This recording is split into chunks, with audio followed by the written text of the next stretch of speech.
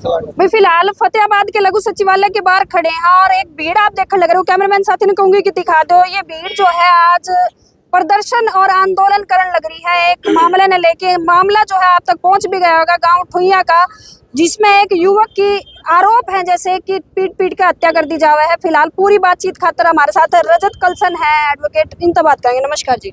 नमस्ते जी। रजत जी, आज आप यहाँ आए हो, के लगे मामला? तो पहले तो मैं यही जानना चाहूंगी, मामला आप तक के समझाया गया है या आप तक के पता चला है, थोड़ा सा वो बता दो। मुझे ये बताया गया है कि करीब एक सप्ताह पहले जो कालू राम था उसका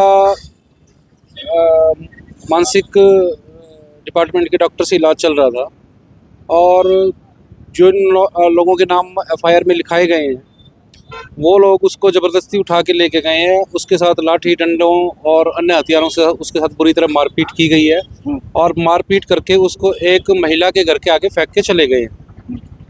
और इस मामले में जब एसएचओ भट्टू से बात की गई तो एसएचओ भट्टू की ऑलरेडी मामला नॉलेज में था और उसने पीड़ित परिजनों को थाने पहुंचने पे ये कहा कि किसी के घर में जाएगा तो लोग मारेंगे, ठीक मार दिया। और वहाँ पे जो महिला पुलिस अधिकारी थी, उस महिला पुलिस अधिकारी ने कहा कि इन मामलों में कुछ नहीं रखा, केस कासों में अपने समझौता कर लो। उसके बाद 4 दिन तक अग्रवा मेडिकल कॉलेज में एडमिट रहने के बाद उसकी डेथ हो जाती है।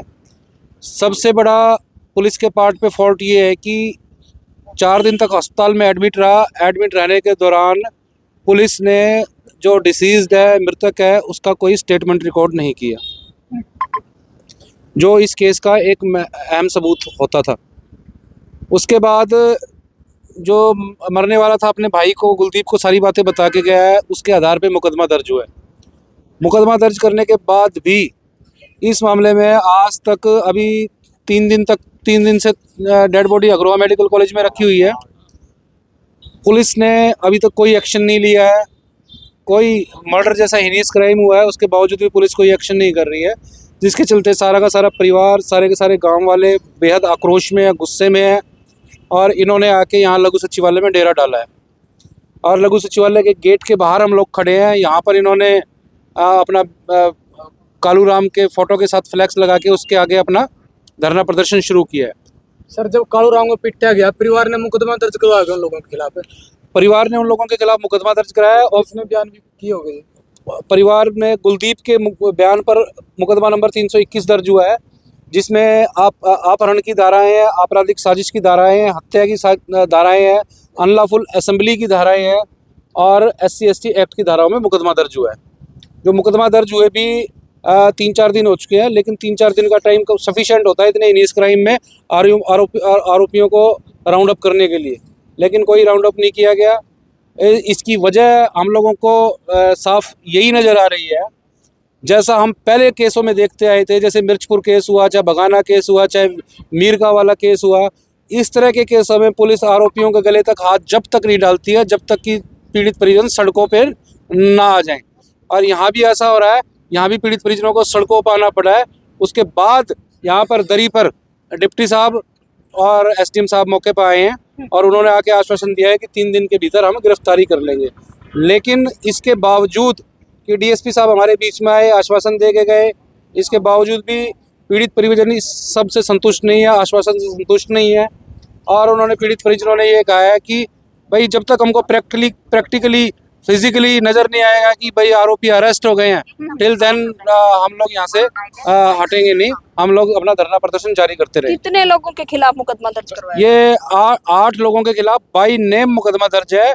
और जब किसी FIR में बाई नेम मुकदमा दर्ज होता है तो उनके खिलाफ स्पेसिफिक एलिगेशंस लगाए गए हैं। FIR में स्पेसिफिक जगह का नाम है, कोई ब्लाइंड मर्डर नहीं है। ये एक कोल्ड ब्लडेड मर्डर है, पब्लिक प्लेस पे मर्डर किया गया है और सारे सबूत पुलिस के पास है, पुलिस को बताए गए हैं। इसके बावजूद भी पुलिस अरेस्ट नहीं कर रही है। ये बात है ना, फिर हमारे दिमाग में यही बात आती है, कहीं कास्टिज्म की वजह से हमारे जो हमारा साथी मरा उसके साथ अन्याय तो नहीं किया जा रहा। आपने अभी एक जिक्र कराया, अभी हर बार जो है धरने प्रदर्शन करके न्याय दिलाना पड़ा है परिवार की, जो पीड़ित परिवार हुए हैं, ऐसा क्यों? क्यों मतलब लगा है आपने कि हर बार धरना प्रदर्शन ही रास्ता है परिवार के न्याय दिलवाने? देखिए, जो पुलिस डिपार्टमेंट है, इन्वेस्टिगेशन का काम, अरेस्ट का काम, जुडिशियल प्रोसीडिंग्स का काम सारा पुलिस डिपार्टमेंट के पास है।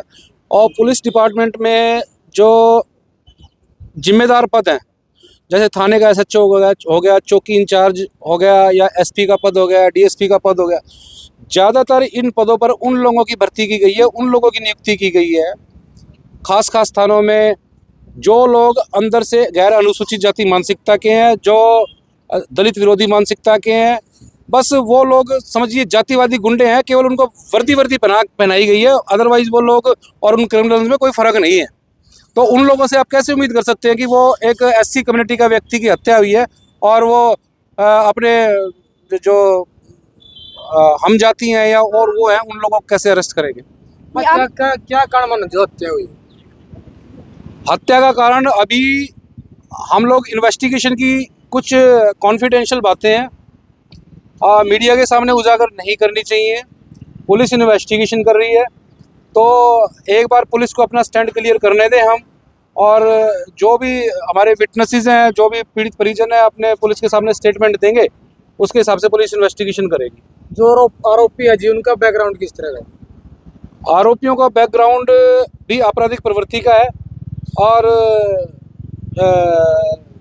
उनके खिलाफ भी बैकग्राउंड उनका कैसा है भाई बताओ? आपराधिक प्रवृत्ति का उनका बैकग्राउंड है। और इससे 6 महीने पहले भी इन्हीं लोगों ने डिसीज्ड के ऊपर हमला किया था और उसको चोटें मारी थी, उस पर भी कोई एक्शन नहीं किया गया, जिसका परिणाम ये हुआ कि अब सेकंड अटैक हुआ है और सेकंड अटैक में उसकी जान चली गई। तो प्रशासन ने कोई अधिकारी आज या यहाँ बात करें? प्रशासन के यहाँ पे अधिकारी आए हैं, SDM साहब आए हैं, DSP साहब आए हैं। उनको हमने SHO के खिलाफ और महिला पुलिस अधिकारी के खिलाफ रिटन कंप्लेंट दी है, आरोपियों को गिरफ्तार करने की बात कही है और भी कई मांगे रखी हैं। तो उन्होंने अरेस्ट के बारे में मुख्यतः ये कहा है कि भाई हम 3 दिन के अंदर अरेस्ट कर लेंगे। मांगे कौन कौन सी रखी गई हैं, थोड़ा सा एक बार? मांगे हम लोगों ने ये रखी हैं कि नंबर 1 तो SHO और महिला पुलिस अधिकारी के खिलाफ डिपार्टमेंटल एक्शन लिया जाए और उन्हें पब्लिक ड्यूटी की पोस्ट से हटाया जाए। जो उन्होंने व्यवहार किया है वो बिल्कुल भी जस्टिफाइंग नहीं है। सेकेंडली, हम लोगों ने जितने भी आरोपी हैं सबकी अरेस्ट करने की बात बोली है। तीसरा, जो SC/ST एक्ट के तहत इनको कंपनसेशन मिलता है, प्रोटेक्शन मिलती है, सुरक्षा मिलती है, आर्म लाइसेंस मिलते हैं, वो सारी की सारी हमने प्रशासन के सामने रखी है कि वो इनको दिलवाए जाए। और एक अन्य मांग हमारी ये है कि इनको हरियाणा कौशल रोजगार निगम में तो नौकरियां दिलाई जाए इनके दो मेंबर्स को परिवार के, और CM को रिकमेंडेशन भेजी जाए कि वो CM रिलीफ फंड से इसमें 50 लाख रुपए की आर्थिक सहायता इन लोगों को दे। लेकिन ये हमारी सारी सेकेंडरी मांगे हैं, हमारी प्राइमरी मांग जो है हमारी अरेस्ट की है। मतलब लंबा चल सकता है ये धरना? ये धरना लंबा चल सकता है। 3 दिन का हमने पुलिस को अल्टीमेटम दिया है। चौथे दिन यहाँ पे हम बड़ी कॉल देंगे, ज़्यादा लोग इकट्ठा करेंगे, प्रशासन को बताने का काम करेंगे कि तुम्हारी जो नालायकी है, तुम्हारा जो इनएक्शन है, दलित विरोधी मानसिकता है, पूरे हरियाणा में फतेहाबाद पुलिस की पोल खोलने का काम करेंगे।